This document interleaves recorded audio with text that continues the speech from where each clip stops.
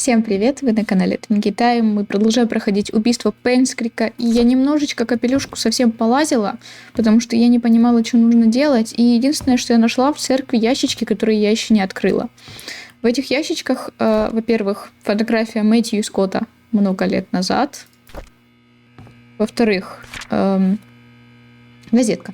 Скотт Брукс признает себя невиновным в убийстве жены экс-мэра Вивиан Робертс. Главный подозреваемый в убийстве отрицает убийство бывшего работодателя. Скотт Брукс, приемный сын отца Мэтью Брукса из Тройской церкви Пенскрика, вчера признал себя невиновным в суде.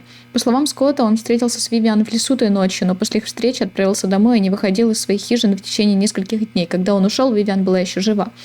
Когда Скотта спросили, зачем он встречался с Вивиан, он ответил, что это было по личному вопросу, касавшийся лишь их двоих. В дальнейших расспросах Скотт все отрицал, однако заявлял, что не имеет никакого отношения к убийству Вивиан, что тот, кто убил ее, должен был совершить преступление после его ухода. Что касается того, почему Скотт находился в своей хижине в течение нескольких дней после убийства Вивиан, то он объяснил, что даже не знал о ее смерти. Долгое пребывание в хижине – это его постоянное времяпровождение, поскольку дома он чувствует себя спокойно. Скотт в настоящее время содержится в окружной тюрьме. На данный момент залог за его освобождение не установлен. Еще тут есть вот такая вот штучка, она закрытая, я не гребу, как ее разблокировать. Вернул инструменты обратно в складскую комнату. Какую складскую комнату? Склад? Где склад? Склад? Складская комната. Я знаю, тут были закрыты... Дайте выйти. Тут было несколько закрытых комнат, так что... Вот это? Да? Нет. Давайте еще поищем. Тут еще есть?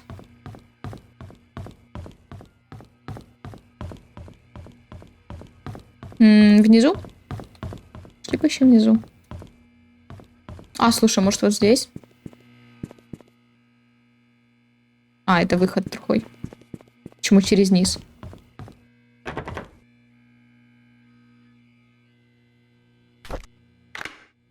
Кто она? Такс. Че свет?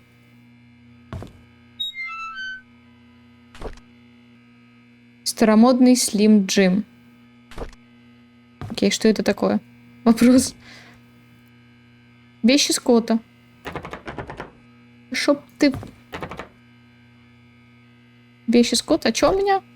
У меня ключ от какой-то входной двери и еще что-то. Чудесненько. Вещи Скотта. Это очень хорошо. Что такое Слим Джим? Слим Джим также известный как устройство для вскрытия машин. Я пошла вскрывать все машины. Выход где? Я иду вскрывать машины. Так, супер класс. Супер класс. Тут несколько машин я видела. Ой, запись идет. Запись идет.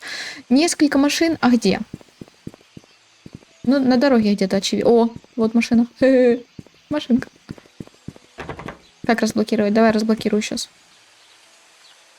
Давай разблокировать его. О, что такое?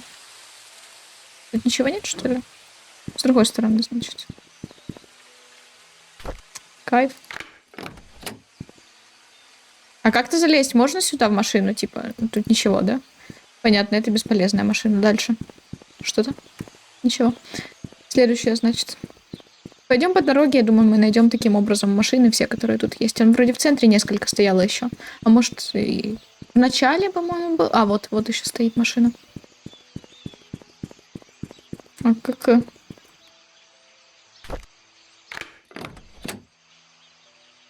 Ровно ничего, но я все равно буду разблокировать все. Ну, типа, мало ли. Ровно ничего, идем дальше. Шли сюда. А можно мне такую же отмычку от всех замков? Кажется, сзади еще есть, но это не точно.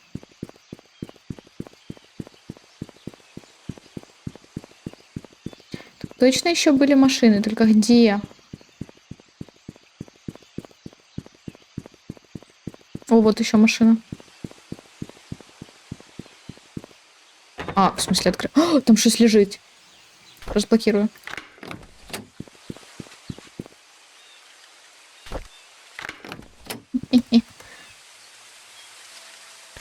А, 13 марта 1997. Кому? Частному детективу Стиву Моссу. Я узнала о вас через своего близкого друга. Она вас порекомендовала, упомянув, что вы добропорядочный человек и очень опытный детектив. Я бы хотела вас попросить начать расследование дела, случившегося в 1995 в городке Пейнскрик. Это дело об убийстве Вивиан Робертс. Я была там, когда это произошло. Тело было прямо перед особняком у всех на виду. Несколько дней спустя Скотт Брукс был задержан как подозреваемый. К большому сожалению, весомых доказательств не было, а Скотта в скором времени отпустили. 1,5 года спустя полиция причислила дело Вивиан к нераскрытым. Я просто не могу забыть этот кошмар, несмотря на все попытки. Мне нужно знать правду. У меня есть распечатанная копия письма с угрозами, которое Вивиан получила за день до гибели. Надеюсь, это поможет. В целях безопасности предпочту остаться анонимной на этот раз, и я вышлю вам предоплату, если вы примете мое предложение. Когда же дело будет раскрыто, вы получите остальную часть обговоренной суммы. Искренне ваша анонимная персона. Это то самое письмо. Я знаю, что ты сделала. Встретимся у колодца в полночь. Ты знаешь, у какого именно, приходи одна. Зато я не знаю, у какого. 26 марта, прикинь, мой ДР. 97 год. Расследование идет медленно, я пытался дозвониться до людей, но многие из них покинули Пейнскрик, а те, кто еще остались, тоже начинают уходить. Я нашел некоторые доказательства того, что все не так, как кажется. СМИ не правы. Мне нужно пара людей, чтобы работали в особняке. Я был слишком осторожен и все еще не связался с ними. Кажется, Мэтью, законный родитель Скотта, все еще не хочет с ним разговаривать. Завтра мне придется посетить приют Святого Патрика, и это день езды отсюда. Я знаю, что Скотт что-то там нашел. Со всем этим что-то не так. Вивиан вышла замуж за Чарльза в 1971 году. После замужества стала вице-президенткой горнодобывающей компании Робертса, потерпевшей крах после аварии на шахте в 1973-м. Но благодаря тому, что Вивиан никогда не сдавалась, компания была восстановлена с нуля. В целях оживления небольшой деревни она оказывала поддержку местным предприятиям, например, общественной больнице Пейнскрика. Похоже, она была очень активна на публике. Слишком активна. Вивиан была доставлена в общественную больницу Пейнскрика для экстренной операции в 1974-м. Триша Робертс родилась незадолго до этого. Вивиан была госпитализирована на несколько месяцев. В тот период она полагалась на доктора Генри Джонсона. Комната охраны? Комната охраны. Вот туда нам надо сейчас. Погнали в комнату охраны. А что за фотку я могу взять? Или что это там? О, частный детектив Стивен Мосс. Ну, я это сфоткаю, типа. Ну нафига оно мне? Сфоткала и сфоткала. А, просто огонь. Пошли в особняк. Где особняк? Вот там. Точнее, вот там где-то, наверное. Или вот там. Блин, я запуталась. Я не могу запомнить всю карту. А, понятно. Наверное. Да, вроде сюда. Да. Хорошо. Ну, значит, все-таки что-то да могу запомнить, окей. Комната охраны на 2-м этаже, нам надо туда срочно.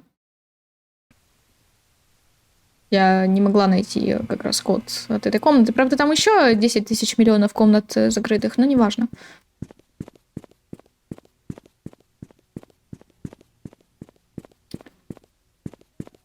Так. Сложно. У меня пока нет никаких предположений насчет того... Блин, а где вот же лестница? Насчет того, кто кого убил и кто с чем что делал, потому что, ну, сложно и все. Я даже имена их запомнить нормально не могу. Вы о чем? Я знаю имя Вивиан, Скотт. Где комната охраны с той стороны? Нет, почти где комната охраны? А, вот там вот.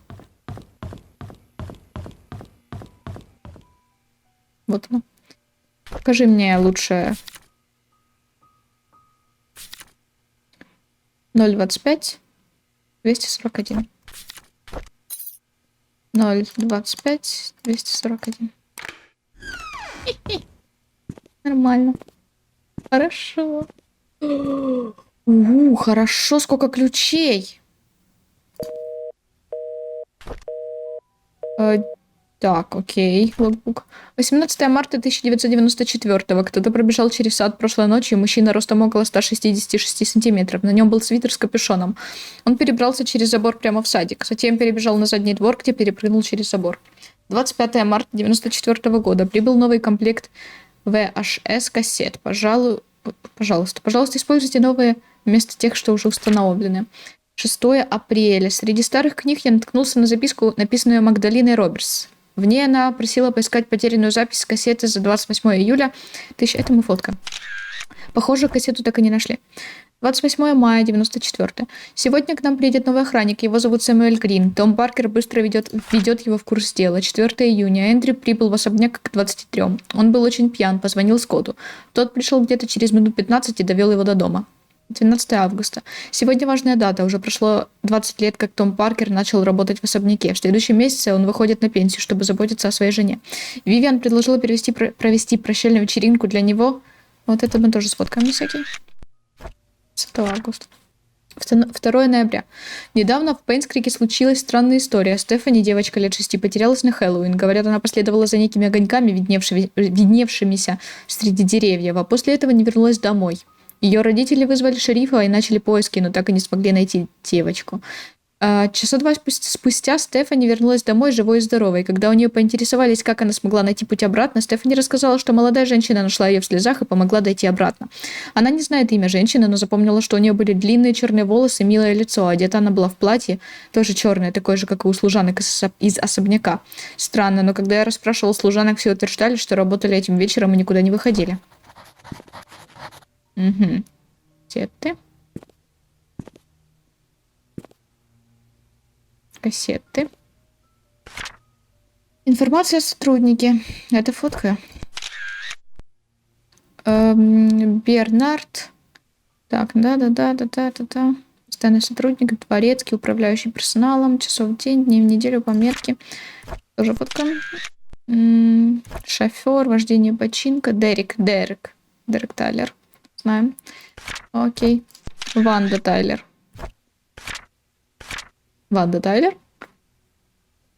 Окей. Штатная сотрудница. По причине болезни не работает, пока не выздоровеет. Я не знаю. Трудолюбивый рекомендован Вивиан Робертс, Эндрю Рид. Садовник, стойлер, мастер на все руки. Ой. Дороти Паттерсон. Няня. Проработала в семье Робертсов дольше всех сотрудников. Мэри Мартинес. Все еще нет фотографии. Домашняя служащая. Работала ранее в кафе Мун. Окей. Так. Чайная комната. Комната Нэнни. Что ли, это няни? Комната Триш. Супер, классно, очень круто. Что это за комната? Я не хребашу, что это... подожди, у меня же, может быть, на карте написано. Вот это вот что? Комната Триша вот здесь, комната... Чайная комната, вот это вот, кстати говоря.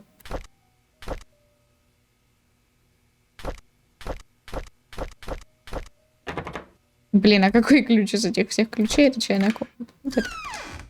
Это чайная комната, смотрим. Так, о чем мы тут смотрим? Опа.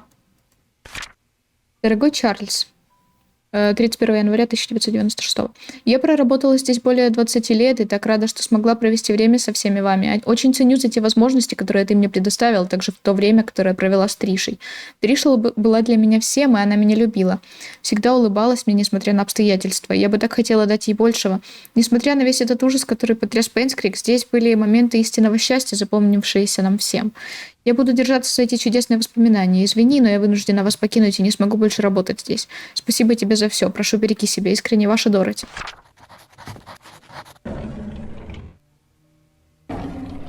Опача. Дневник Дороти. 23 сентября 1994. Я не могу поверить, что Эндрю снова попытался покончить с собой. Подожди, это комната няни, это не чайная комната. Зачем я об этом подумала, неважно. Я не могу поверить, что Эндрю снова попытался покончить с собой. Слава богу, Скотт спас его. Я не могу представить, что случилось бы, если бы не Скотт. При Лоре и Дэниеле и Эндрю никогда не вел себя так. Я сомневаюсь, что Лора, будучи его женой, знает, почему поведение Эндрю стало таким. Я не могу винить ее за то, что она ушла от него и забрала их сына. Интересно, общались ли они друг с другом с тех пор. 10 октября. Сегодня я навестила Эндрю в больнице, он казался другим. Он выглядел спокойным, как будто ему каким-то образом удалось договориться с собой. Дежурная медсестра сказала, что Скотт приходил к нему почти каждый день и заботился о нем. Эндрю и Скотт много разговаривали. Эндрю сказал мне, что готов снова увидеть Лору и Дэниела. Я рада это слышать. Нужно позвонить Лоре, сообщить ей хорошие новости. 13 февраля 95-го. Сегодня Скотт пришел ко мне починить протекающую раковину. Он замечательно управился. Я предложила ему чай, и мы немного поговорили, в основном о Чарльзе и Вивиан. Я показала ему свой старый фотоальбом.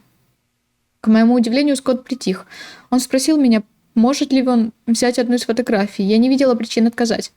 Он поблагодарил меня и ушел в спешке. Я должна позвонить Лоре и рассказать ей о ситуации с Эндрю. 19 июня. Ирония в том, что Эндрю умер вскоре после спасения. Я встретила Лору и Дэниела сегодня на похоронах. На похоронах Эндрю. Дэниэль напомнил мне Эндрю. Я не могу поверить, что ему уже 15 лет. В последний раз, когда я видела его, ему было всего 7. Лора сказала, что Эндрю посылал нам деньги последние несколько лет. Им. Она собиралась вернуться в Пейнскрик, чтобы они снова могли быть вместе. Если бы я только позвонила Лоре до пожара. Мне их так жаль. Старое фото Дороти. 3, 6. Окей. Я открыть не могу. Чей дневник? 20 ноября 1972. Это старый дневник. Тоже ее, наверное, да? У нас новая горничная по имени София. Я думаю, что Мэтью рекомендовал ее, сказав, что она его двоюродная сестра. Она очень красивая, у нее очень хорошие манеры. София быстро учится, делает все, что ей говорят. Она очень услужлива, много спрашивает о том, что и как ей следует делать, особенно когда Чарльз и Вивиан дома, а еще как быть безукоризненной в работе. София мне уже нравится. 10 марта. Парни из заставки, приехавшие в особняк, пялились на Софию, как будто никогда раньше не видели симпатичную девушку. Мне пришлось попросить Софию вернуться в дом, иначе у кого-нибудь появятся нехорошие идеи. Ей нужна более закрытая униформа. 20 июня. Иногда Мэтью приходит проведать Софию, чтобы удостовериться, все ли в порядке. Я говорю ему, что не о чем беспокоиться. София в полном порядке. Кажется, Мэтью нравится это слышать. Если бы я ничего не знала, то подумала бы, что Мэтью любит ее. 24 сентября. Сегодня был сильный дождь. Во время чаепития София спросила меня, каково это быть любимым. Я сказала, это твои чувства и ощущения, когда находишься с родителями. Она помолчала несколько секунд и потом ответила, «Мне это трудно представить, потому что у меня нет родителей». Я понятия не имела, как ответить ей в тот момент, однако после этого решила больше заботиться о ней. Окей. Что это за комната? Ванна. Не открывается. Это открывается. Я в туалет зашла? Ну, в смысле, ладно. Ого, блин, тут этих тумбочек. Пустых тумбочек. Окей, пошли дальше. А почему я подумала, что это...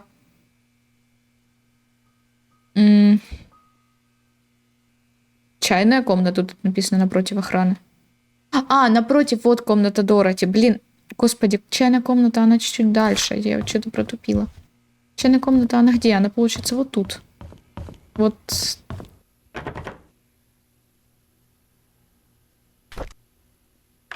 Вот это, да? Отлично. Отлично Ой, что так светло? Ну, такое. Ладно. Ладушки. Кто тут? Угу, понимаю. Это что? А это что? Это закрыто. Почему? Оба-на. Ну, я так тыкаю, чтоб тыкаться, знаешь. Опять. Не, ну это понятно, окей. Дальше. Да, закройте. Почему я нижнюю хотела открыть? Ага, понятно. Довольно много писем о домогательствах.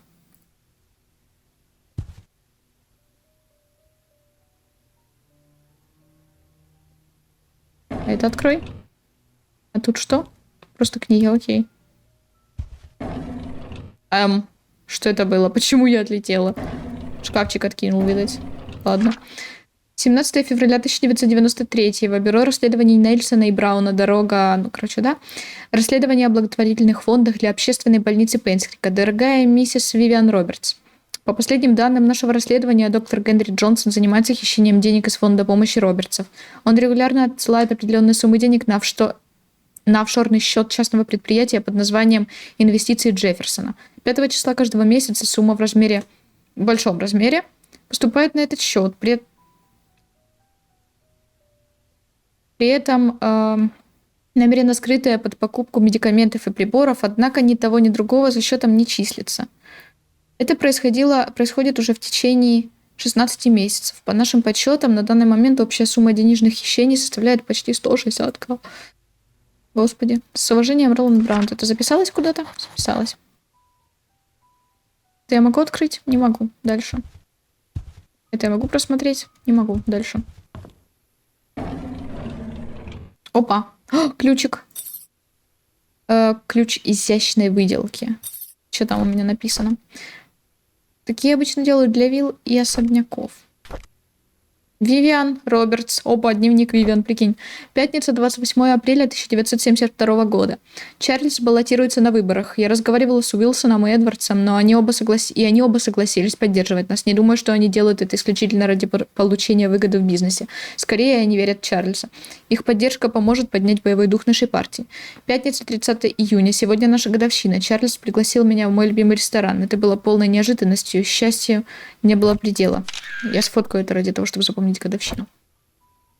Я уже было подумала, что он мог забыть. Остаток вечера после ужина мы гуляли по пляжу, оболтали, словно влюбленные подростки. Я не могла вспомнить, когда в последний раз чувствовала себя такой беззаботной.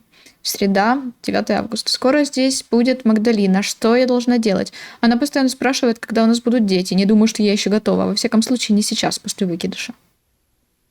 13 октября. Эдвардс позвонил сегодня и попытался подтолкнуть меня к деловому соглашению, которое мы обсуждали несколько месяцев назад. Я отклонила его просьбу, так как это нарушит соглашение о доверии между нашими компаниями. Никак не ожидала, что он будет угрожать мне отказом от поддержки кандидатуры Чарльза. Если это случится, то пусть будет как будет. Я бы предпочла потерять его поддержку, чем заключить сделки с нечестными людьми. Ну, она, видимо, действительно была довольно-таки... Не знаю, субъективно говоря, хороший.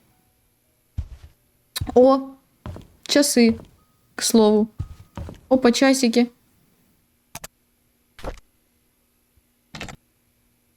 Разместить предметы. Ну, подожди, давай зайдем обратно вот сюда. Инструкции. Вставьте часовой ключ, установите время, поверните ключ. Чаепитие.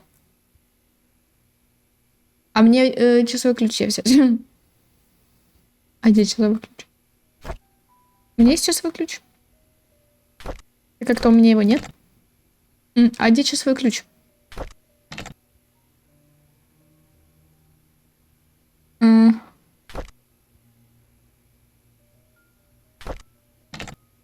Ага, ключ, часовой ключ. Вот же, блин, а где он?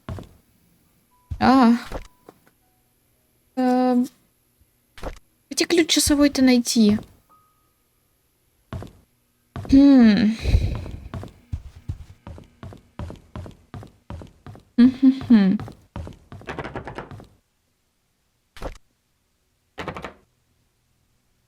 опять тыкаться везде, потому что я уже потеряла суть, что это за ключ, что вот это за ключ. И буду ходить тыкаться, ладно.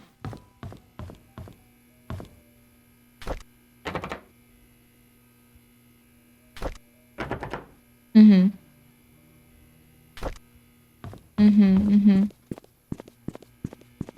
Спуск.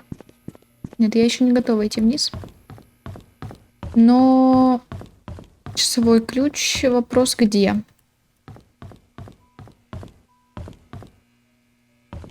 Вот же, блин. Рил. Есть закрытые какие-нибудь? А здесь?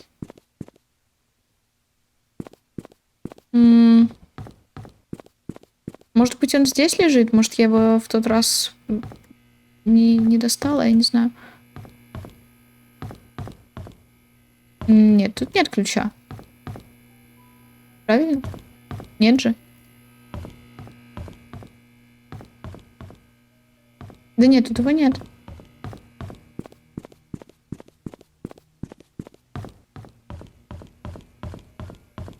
Ладно, пошли вниз, значит. А что еще вот эти вот комнаты? А, я только что пробовала сюда тыкаться, да? Или нет? Я вроде пробовала.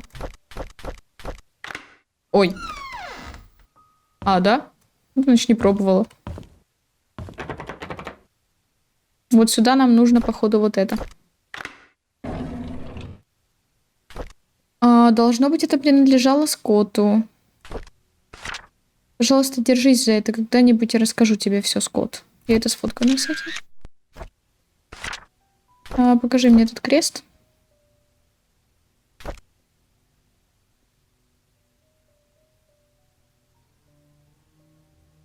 Ну, окей.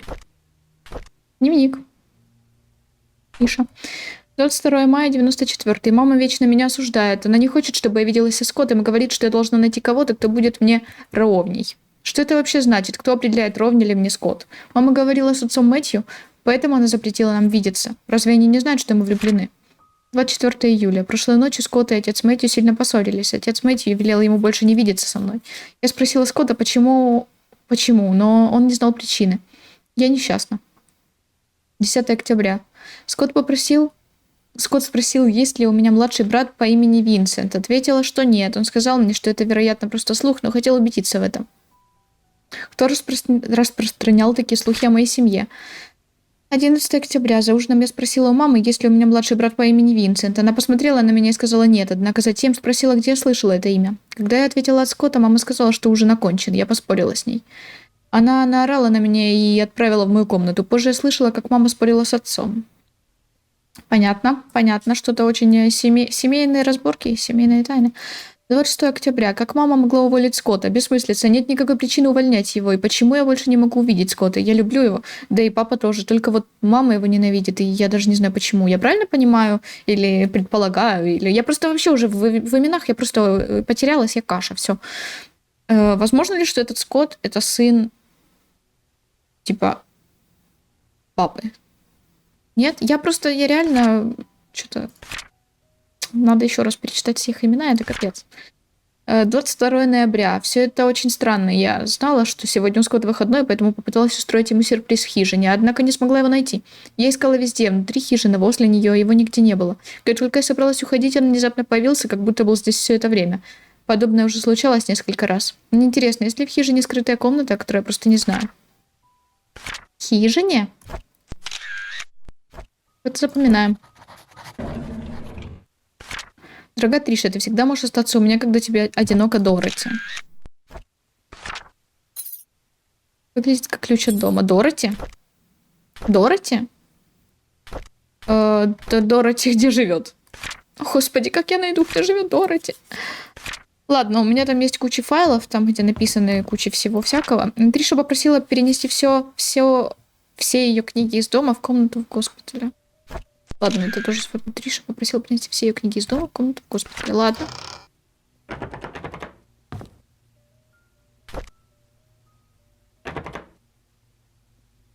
Да блин.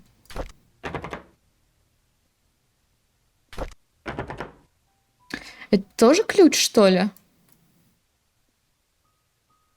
Это, походу, ключ. Вот этот крест. Или нет, я хз. Похоже на ключ. Опа. Похоже на ключ от хижины. Ключ от хижины. Ого, у меня уже миллион ключей, капец. Еще один дневник Триши. У Триши прям много дневников. Давайте прочитаем и закончим на этом сегодня. 13 ноября 1988. Скотт очень странный ребенок, очень тихий. Я считаю это неправильно, что другие мальчики запугивают его и обзывают. Интересно, почему родители Скотта не любили его. 6 января. Мне не нравится школьная программа, особенно балет. Это трудно и скучно. Я ненавижу этикет. Что плохого в том, чтобы быть собой? Мне нужно быть похожей на маму.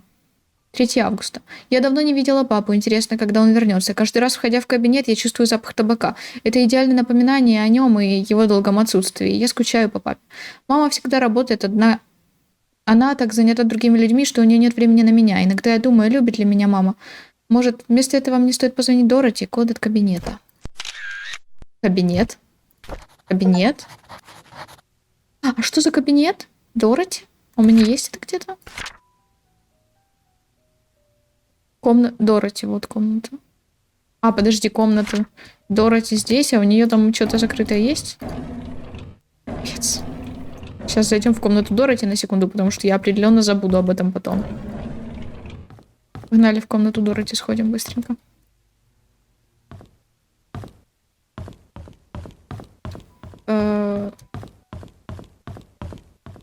Если я не ошибаюсь. Комната Дороти напротив охраны, да? Что-то у тебя тут есть закрытенькое? Нет. Еще раз. Какой пароль? Где какой-то пароль должен быть? А где? О боже, я все забуду сейчас. Ладно, хорошо, что я все фоткаю. Подожди, я сфоткала это. Вот от кабинета. А, ну, наверное, это в доме Дороти, наверное, да? Нужно будет потом найти. Что у меня еще есть? Ключ какой-то изящной выделки. Хрен знает для чего. Может, это где-то на улице можно открыть. Ой, а я это находила? А, указание к чаепитию. Чаепитие, не опаздывать. Я это сфоткала. Там было написано не беспокойся, если она тебя не позовет. А может, я это уже фоткала, хз. Ладно, давайте на этом закончим тогда. Спасибо вам, чата, за просмотры. Не забудьте подписаться на канал, на Инстаграм, на Твич, а также ставьте лайки, оставляйте комментарии и кликайте на колокольчик. Всем отличного настроения и до встречи в следующих видео.